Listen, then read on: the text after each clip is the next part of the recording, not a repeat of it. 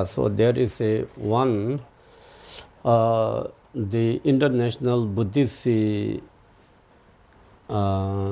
Association that which also asks to talk something on the truth.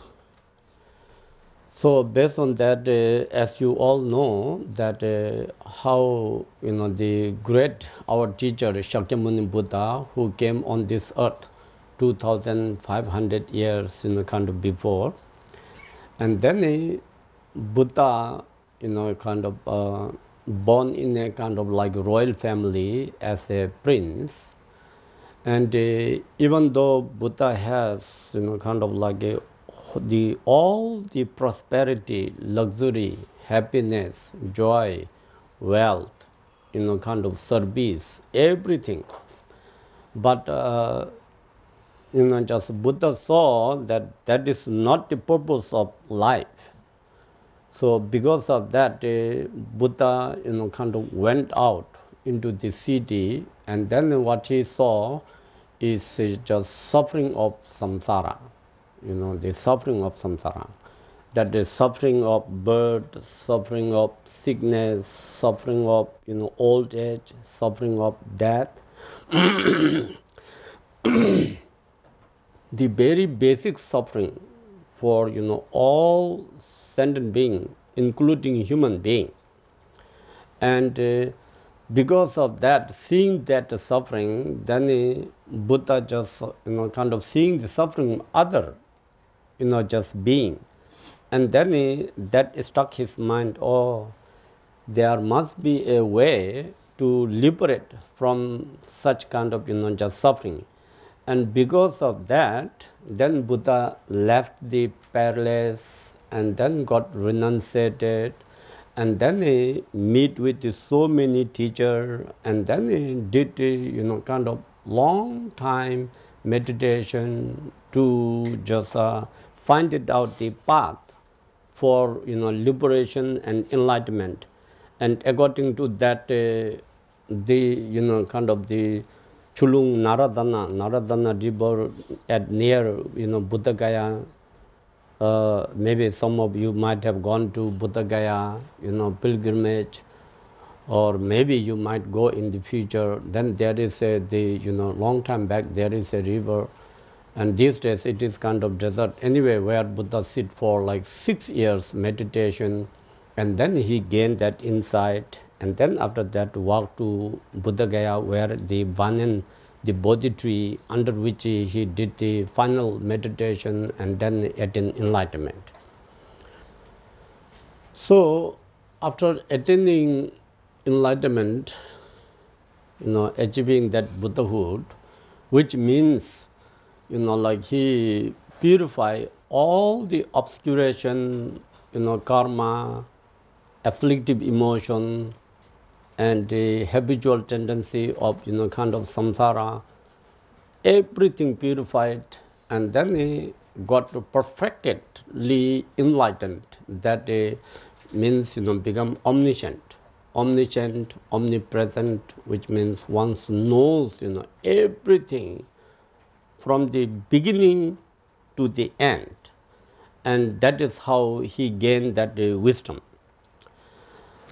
And that way, just one have to know what is enlightenment is, or what is meant by Buddhahood. That Buddha has taught very extensively that all the qualities of the enlightened Buddhas, enlightened body, enlightened speech, enlightened mind, enlightened activity, very extensively.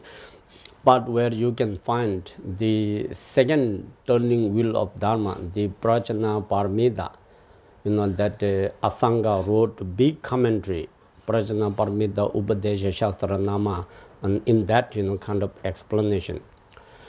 So, however, have to know what is meant by Buddhahood. So then I think most of you know about Buddha's life story. So anyway, after Buddha attained enlightenment, then the Buddha said, "Oh, substitute vese dumache tuditavi cheshikoyni sulatenya gormini mima nagdabni to never cha." So that 4 lines, just the kind of Buddha already taught the final teaching.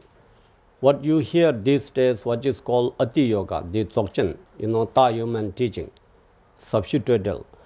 It is kind of very profound, unelaborated, kind of that a clear light nature, which talks about that which talks about the primordial nature of that ground of being, and that what it is the absolute true nature of our mind, and that is absolute true nature of our mind. So anyway, that what it is kind of very profound, saying what he have achieved, but he said, I think nobody would kind of like really understand it in the beginning. And just because of that, then this, like a Brahma, Indra, and many of those gods, making all those, like a, golden wheels and conch shells and 8 auspicious signs, and request to Buddha to turn the wheel of Dharma to teach. And then finally Buddha accepted. So then he started with the 4 noble truth teaching, as you hear. The first turning wheel of Dharma, the law of karma, the law of samsara, and law of nirvana, cause and effect of samsara, cause and effect of nirvana. And that what Buddha has taught in the beginning. After that, the second turning wheel of Dharma, that Buddha taught on that again, the Prajna Paramita, the Paripolamido, in which that it explains the main topic about kind of the emptiness, which is the most crucial point in Buddhism that one must have to understand, that emptiness. And then the vastness part of the paths and bhumis of the Bodhisattva practice. About just bodhicitta, and then the 6th perfection, kind of like a practice. And then the third turning wheel of Dharma that Buddha taught, which is kind of like a definitive meaning, the ultimate meaning, in which it explains about that kind of Buddha nature, and that where in which Asanka's text, what is called Uttatantra, in Julama, that it just explains that every single sentient being has that kind of potential to be enlightened if anybody engage into this path, this practice properly. So that with the kind of like 10 aspects of the teaching, and 8 examples and 3 reasonings that were were in the Uttatantra explained. So after that, the third turning wheel of Dharma, then Buddha just taught about the Vajrayana. Like even these days in India, where you call kind of the Nagarjuna Gunda, that area, and above that in Hyderabad, that where Buddha just taught about the Kala Chakra Tantra and certain other tantras. And that way, how Buddha just kind of gave all those kind of teaching. So those, the first turning wheel of Dharma, second turning wheel of Dharma, third turning wheel of Dharma, fourth turning wheel of Dharma is the path, what that each and every individual should follow if whoever wish to attain kind of liberation or enlightenment. That called kind of path, that Buddha's teaching. So according to that, many thousands and hundreds kind of followers that receiving all those teaching kind of liberated, attain enlightenment till now.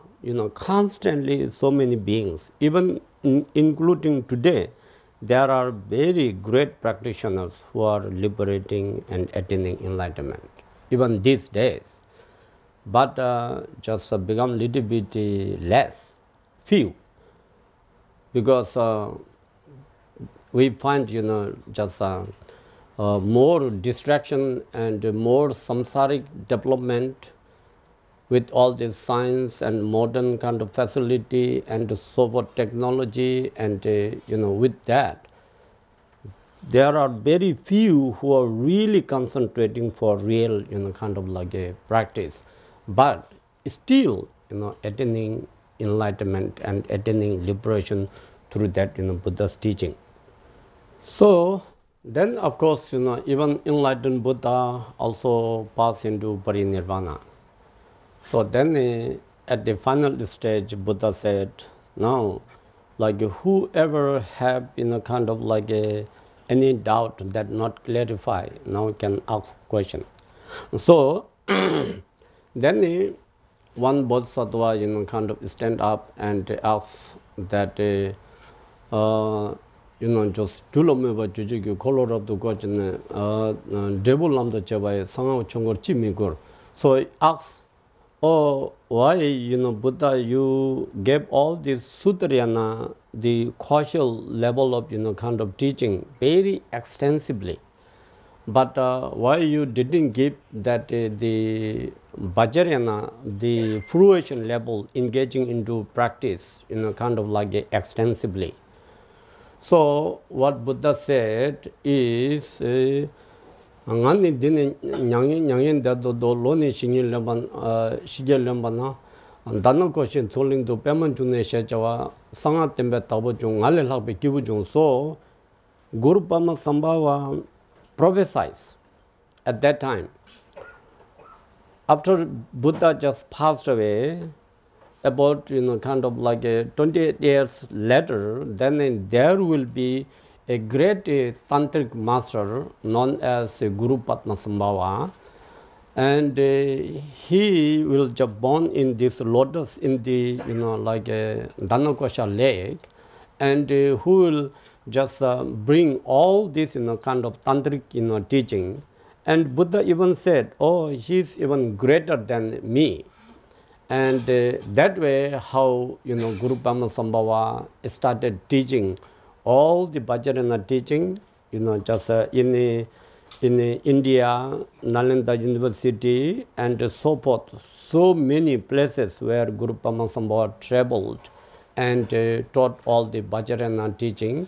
And then later, how he just kind of invited to Tibet. So then, of course, many of you may know that Guru Padmasambhava is Buddha Amitabha's emanation, and how that kind of he came and landed on that Dhanakosha lake in the lotus, and instantly Guru Padmasambhava, 8-year-old, which is called instantaneous birth. And then, the King Indrapati, accepted as his son. He was there for, kind of like as a princess for some time. And then later, Guru Padmasambhava said, this is not my, purpose. My purpose to, benefit sentient being. And then he left to Nalanda University, where he received, kind of like ordination, and then all the sutra teaching, all the tantra teaching, and then he just practiced and kind of like into many channel grounds, and then he actualized that even though Guru Padmasambhava is enlightened from the very beginning, but still just to show that like kind of like a sample, like example to all the followers, he also just kind of like a enter into path, like receive all the sutra teachings, tantra teachings, doctrine teachings, and practice, and then kind of like actualize. And after everything, just enlightenment, then as some of you may know, and many maybe don't. I'm not sure if you have not read many kind of this Tibetan Buddhist, kind of history, then one may not know. There is one book, this His Holiness Tunju Rinpoche has written that the Buddhism history of just Buddhism history and also the Buddhism history in Tibet. Everything translated in English, 2 big volumes. All the masters are there, very, very good. I don't know if it is translated in Chinese. I'm not sure. I didn't hear. So those who understand English, you can read that. Those otherwise, just one project that can translate. And there explains the whole complete, kind of transmission, how from India the teachings, came to Tibet. So then the history about Tibet, like the Tibetan range, that 28th king called, Lato Turin Nyenden, that may be like 2nd or 3rd century. So he's been recognized as Buddha, the Bodhisattva Samandabhadra's kind of emanation. And at that time there is no any Buddhism in Tibet. And his first thought just want to bring kind of like a Dharma teaching. And that starting point. Then in the 5th century there happened Dharma king Songtsen Gampo, that who is Avalokiteshvara, the Guanyin Buddha's emanation. And then this Songtsen Gampo also just thinking, this like a Tibet at that time just is like almost like a barren, kind of like a barbarian, like there is no Dharma, it is just very little bit, not much. And because of that, kind of he thought he wanted to bring that whole complete, Buddhist teaching from India or from China to Tibet. So at that time, Buddhism is, of course, in India and almost many of Southeast Asia countries flourish, including China. And I don't know at that time Taiwan, the Buddhist is already, kind of flourish or not. I don't know if you have history, So anyway, then Songtsen Gampo, kind of sent, whole bunch of very, very smart, kind of kids to India to study Dharma and Sanskrit language. And that way, kind of like in Nalanda University, out of which so many died on the path. In those days, no aeroplane, they have to walk. So, and some, died in India because India is very hot, Tibet is very cold. And then, fortunately, this Tumi Sambuddha, he survived, he studied, and he also translated about, kind of 21, the Avalokiteshvara's, kind of Tantra, because the Dharma King Songtsen Gampo is Avalokiteshvara's emanation. So then he, kind of like established the Tibetan script, all this Kaka, Kanga and everything from originally Sanskrit. And then he came back, and that way, kind of like a Dharma started in Tibet. And of course, you may also know that the Songtsen Gampo's, kind of queen, one is from China, the Chinese princess Wushan Kungju, kind of like invited. And at that time she said, "Oh, Tibet, there is no Dharma much, I don't want to go." But the emperor said, "I have accepted, you have to go." So because of that, she just took that I need this support, this Buddha's, kind of like statue, that which is now in Lhasa, in Chokhang.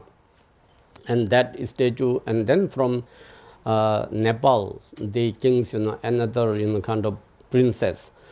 So that is starting point of Buddhism in Tibet.